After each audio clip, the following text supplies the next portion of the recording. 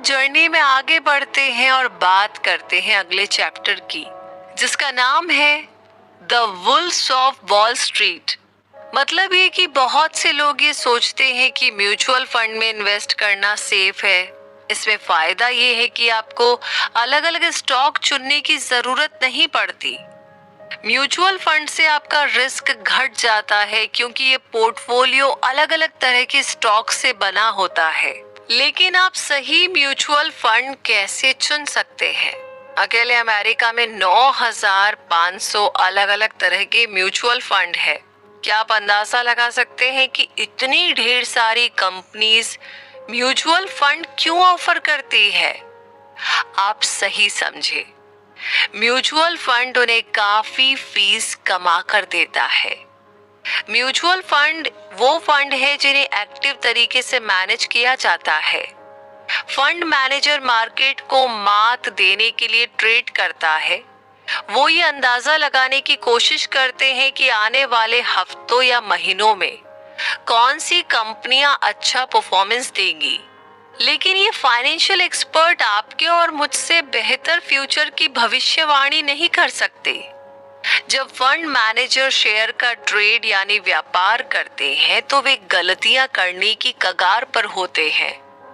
उन्हें सिर्फ ये तय नहीं करना होता कि कौन से स्टॉक को खरीदना या बेचना है, उन्हें ये भी तय करना होता है कि उन्हें उसे कब खरीदना या बेचना है। इसके अलावा ट्रेडिंग करना और उससे बाहर निकलना महंगा होता है। ब्रोकरेज फर्म हर लेन देन के लिए कमीशन लेती है। एक्टिव तौर से मैनेज किए गए फंड जुए के खेल की तरह है। टेबल पर बहुत सारे चिप्स रखे होते हैं, कुछ भी मुमकिन हो सकता है।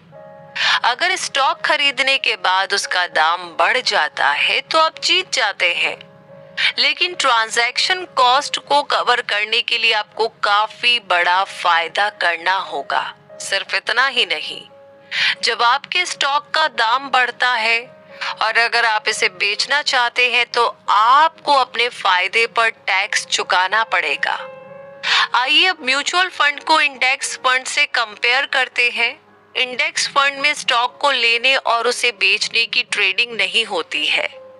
आप बस कंपनीज या इंडेक्स की लिस्ट में शामिल हर एक स्टॉक को खरीदते और होल्ड करते हैं, यानी रखते हैं। एग्जाम्पल के लिए S&P 500 ये अमेरिका के सबसे बड़े शेयरों की लिस्ट है।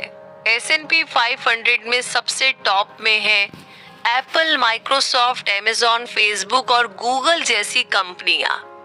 आपको इनके अलावा और कुछ चुनने की जरूरत नहीं पड़ती है क्योंकि ये सबसे पहले से ही बेस्ट कंपनीज हैं। इंडेक्स फंड भी ऑटो पायलट पर काम करते हैं। वे ज्यादा ट्रेड नहीं करते हैं, इसलिए ट्रांजैक्शन कॉस्ट और टैक्स बहुत ही कम होता है। साथ ही उन्हें एक्टिव फंड मैनेजर की सैलरी भी नहीं देनी पड़ती। ये फंड मैनेजर गलती करने की कगार पर होते हैं।